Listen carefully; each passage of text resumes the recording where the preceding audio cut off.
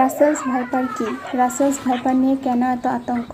Russell's viper একটি বিষধর সাপ যার বাংলা নাম চন্দ্রগোনা। চন্দ্রগোনা বা রাসেলস ভাইপার সাপ নিয়ে সাধারণ মানুষের মধ্যে বিরাজ করছে উদ্বেগ ও উৎকণ্ঠা। সামাজিক যোগাযোগ মাধ্যমে ছড়িয়ে পড়ছে গুজব। এই গুজবকে কেন্দ্র করে রাসেলস ভাইপার মনে করে অন্য প্রজাতির সাপকেও হত্যা করছে উৎসুক জনতা। বিষের তীব্রতার দিক থেকে বাংলাদেশের সবচেয়ে বিষধর সাপ চন্দ্রগোনা, কিন্তু দেশে এই সাপের বিষে শতভাগ কার্যকরী কোনো প্রতিষেধক নেই। অনেক ক্ষেত্রে ভারতীয় সাপের প্রতিষেধক পুরোপুরি কার্যকর হয় না। ভ্যানম রিসার্চ সেন্টারে এর প্রতিষেধক বানানোর কার্যক্রম করছেন একদল রিসার্চার্স জানান, রাসেলস ভাইপার অনেকটা অলস এবং নিরীহ প্রকৃতি। তেড়ে এসে কামড় দেওয়ার প্রবণতা কম।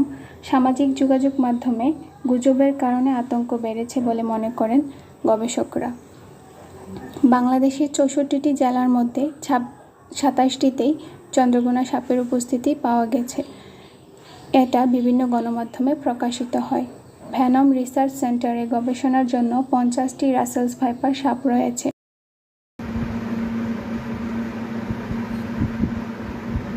যে সাপ আছে সেই সাপের বিষের এগেনস্টে যদি আমরা অ্যান্টিভেনম তৈরি করতে পারি, তাহলে আমরা বর্তমানে যে অ্যান্টিভেনম ব্যবহার করছি তার চেয়ে অনেক বেশি কার্যকর অ্যান্টিভেনম আমরা পাবো।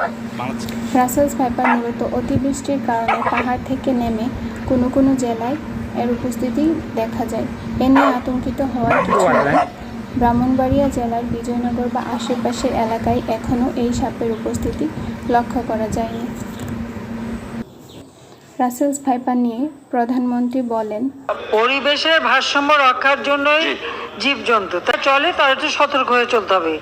আর আমি একটা জিনিসে বিশ্বাস করি, সেটা হলো জীবজন্তু, পশু, সাপ যাই বলেন, এরা কিন্তু খামাখা কোনোদিন কোনো মানুষকে আক্রমণ করে না, যদি না তারা ভীত হয়ে যায় বা আক্রান্ত হবার ভয় থাকে।